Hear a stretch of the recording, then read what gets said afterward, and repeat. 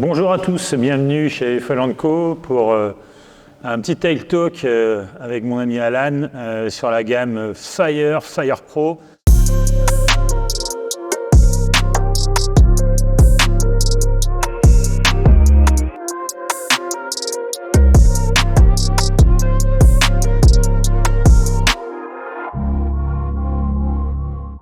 Salut, moi c'est Alan, je suis pro rider en wingfoil et aussi ingénieur pour AFS. Et donc moi, Tanguy, je travaille chez AFS et je m'occupe notamment de tout ce qui est shape des boards. Donc d'avoir petit récapitulatif AFS Advance, en fait, c'est vraiment un laboratoire d'idées dans lequel on met toutes nos idées, histoire de secouer ça, que ce soit sur les foils, que ce soit sur les planches et aussi sur les ailes derrière. Et justement par rapport à ça, quoi de meilleur qu'utiliser nos pro riders comme Alan pour tester un peu toutes les nouveautés et éprouver du matériel qui doit avoir une grande durabilité. Alors, le point fort justement qu'on a avec Axel, c'est on essaye de pousser le matériel au niveau de la performance, donc aussi bien les planches, les foils que les wings, on a vraiment des besoins en tant que pro rider et en tant qu'athlète. Donc là, AFS Advance permet de rechercher, d'essayer, de prototyper. Et surtout, tout est fait ici à Pancran, donc là on a un pouvoir justement de recherche et de développement qui est top. Les ateliers sont super réactifs et voilà, on a tout qui est mis à dispo pour pouvoir développer le meilleur matos. Donc là on est sur un petit peu la V0 du projet, donc on a la même board avec Axel. Axel a un volume un petit peu plus inférieur. Donc cette planche en fait est née d'une demande plutôt freestyle et all-round, donc freeride. Dont le cahier des charges était principalement pouvoir décoller très rapidement, donc dans des conditions un peu marginales et extrêmes, et avec pas mal de surface sur le dessous de la planche de manière à pouvoir repopper nos tricks. Donc en cas de touchette, voilà, pouvoir se reconcentrer sur le driving du foil et surtout pouvoir redécoller après un tricks ou pouvoir rebondir pour aller sur des combos. Donc principalement dans le cahier des charges, on avait notre volume. Donc moi, pour un rider de 75 kg, j'avais demandé autour des 60-65 litres. Donc ce qui est top pour toutes les conditions. C'est une board qui est quand même assez large, de manière à garder de la surface et pouvoir s'appuyer sur la surface de l'eau pour pouvoir rebondir ou atterrir nos tricks. Au niveau du scoop, on était sur quelque chose qui est très tendu jusqu'au pied avant et qui vient justement avoir une bonne spatule à l'avant de manière à pouvoir rebondir et donner cet effet rebond. Combiné avec un foil qui accroche tout de suite, on peut s'envoyer des combos ou des triple backflip comme Axel a l'habitude de faire. Mmh. Donc ça c'est vraiment quelque chose sur lequel on a travaillé et ça paraît assez extrême, le deck paraît assez extrêmement creusé, mais c'est vraiment une illusion d'optique puisque on est sur un rec de 1,5 degré je crois sur celle-ci. Oui. C'était une des premières et parce qu'on par contre on a rajouté énormément de volume sur l'avant, donc on a cet effet deck très creusé, mais en fait on a juste limité l'épaisseur qu'on avait au niveau de la planche. Donc cette première version, enfin ces premières versions avec la board d'Axel nous ont amené justement à décliner ce concept sur la gamme Fire. Celle-ci, c'est vraiment celle qui va donner naissance à la nouvelle Fire Pro 4.6. Alors Fire Pro 4.6, pourquoi Fire Pro? Avant elle s'appelait Pro 4.5. Ouais. Fire parce qu'aujourd'hui on garde une identité de gamme. Dans la gamme Fire, on va le voir après avec toute la gamme Fire un peu plus classique et les Fire Pro qui sont conçus, fabriqués ici dans nos ateliers en France et en full carbone. Donc celle-ci va donner lieu à la Pro 4.6 et je vais vous présenter la Fire Pro 70 ici, clac clac, présente, tac. On la porte à deux, pourtant elle est légère, hein. Il n'y a pas de souci de ce côté-là. Donc ici on va retrouver pareil dans les spécificités de ces gammes et quasiment de tous les flotteurs d'ailleurs chez AFS, hein, c'est ce recess deck. Ce recess deck il a deux avantages principaux. Un, d'avoir entre guillemets la plus faible épaisseur possible entre vos petits petons, les pieds et le foil. Ça sert à rien d'aller faire les foils full carbone les plus raides du marché avec de l'UHM et tout ce qu'on veut dedans si c'est pour avoir une énorme épaisseur de mousse entre les deux. Donc également entre les deux, pareil, on a du raidisseur carbone à l'intérieur, on ne les voit pas et c'est tout à fait normal. Ici, en fait, on a un recess dans la carène pour deux raisons. Ça permet de masquer avec un step la platine, donc d'être plus efficace d'une façon hydrodynamique.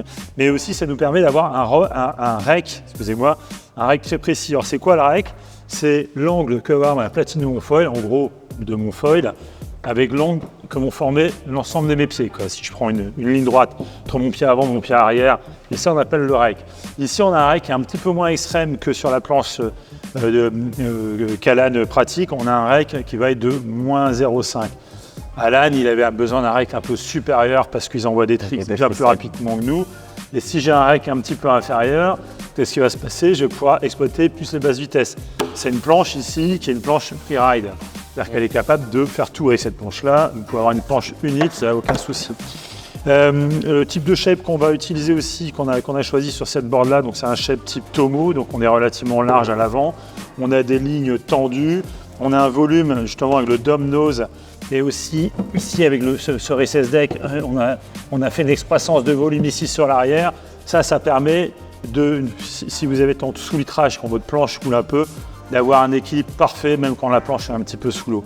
Et aussi de rattraper si jamais vous avez un gros plantage de bâton par l'avant, c'est toujours bien d'avoir un peu de volume.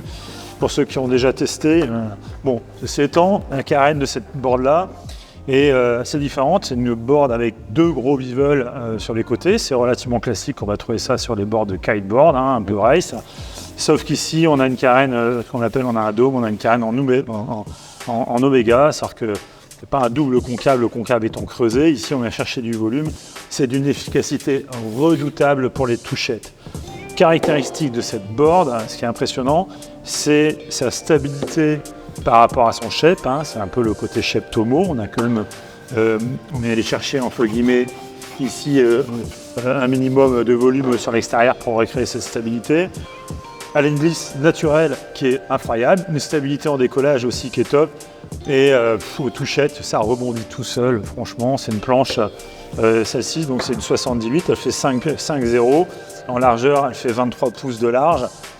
Franchement, c'est une planche qui est facile. Si je prends mon petit cas perso, je fais 95 kg. C'est assez rare que je descende sur des litrages aussi inférieurs. Elle est hyper facile à partir. Alors forcément, j'ai de l'eau jusqu'aux fesses quand je pars avec il n'y a pas de vent. Mais dès que vous lui donnez un petit peu de vitesse, ça part, elle est facile, elle est tolérante, tout ce que vous avez besoin de faire toucher. Enfin, c'est vraiment super easy. Donc avec un poids très contenu, construction full carbone, je répète, triaxial partout. Franchement, c'est de la FS Advance. Voilà. C'est les seuls boards garantis 3 ans sur le marché, on ne peut pas mieux faire. Alan, tu nous parles de la Fire un peu? Ouais. Parce qu'après le laboratoire chez Advance, ça nous permet d'aller sortir des boards en plus grande série et de rider la Fire. On a vu que la Pro était construite ici et en full carbone, donc sandwich full carbone. Ici, on est sur un sandwich fibre de verre carbone, donc fibre de verre côté pas en mousse et carbone en extérieur. Cette planche conserve justement les lignes qu'on peut avoir sur la Pro. Par contre, on a arrondi un petit peu plus le nose, affiné un petit peu plus le nose. Donc on est moins sur un shape Tomo, on est plutôt sur un shape un peu plus directionnel. Et au niveau des cars, on a des rails à l'arrière avec les cutouts qui sont vachement plus marqués. Donc on a moins ce bevel qu'on peut retrouver sur la Pro, mais on va être plus sur quelque chose qui va driver. Donc moi j'aime bien ce côté rail pour les réceptions des tricks, puisque quand on est vraiment en glisse ou en touchette, on va venir chercher de l'allongement et continuer dans la même direction. Donc ça c'est quelque chose qui est vraiment à retenir. On a au niveau du rec sur celle-ci, on est sur 0,5 aussi. Et on a le décroché aussi qui est vachement intéressant hydrodynamiquement parlant pour la platine. Et on peut venir fixer le foil dessous sans être trop loin. Donc entre le pont et le foil, on se retrouve à avoir 0,5 degrés de rec et à être vachement proche. Donc le foil va être super maniable et dans les basses vitesses, on va avoir quelque chose qui est très joueur. On a potentiellement un petit peu plus de volume sur le nose et un tout petit peu plus de volume aussi, le volume de confort, comme j'aime bien appeler ça, sur l'arrière de la planche. Donc ça permet dans des conditions un petit peu light ou avant de décoller, quand on est debout sur sa planche, on a vachement d'équilibre et elle est un tout petit peu plus large aussi également. Donc on est sur une planche un petit peu à tout faire, l'arme qui marche bien aussi dans le light wind. Et dans les vagues, vu qu'on peut mettre aussi bien un foil de freeride qu'un foil de pure vague dessus et aller s'amuser dans la houle. Alors moi qui utilise les deux sur les volumes les plus importants, alors si je dois rappeler, sur la gamme Fire, on a 3 volumes, 80, 90 et 100. Ce qui va être intéressant entre la 90 et la 100, c'est qu'on a quasiment la même largeur, 25, mais la 100 est un peu plus grande, mais quasiment proche du mid-length, c'est des boards hyper efficaces au démarrage, au planning.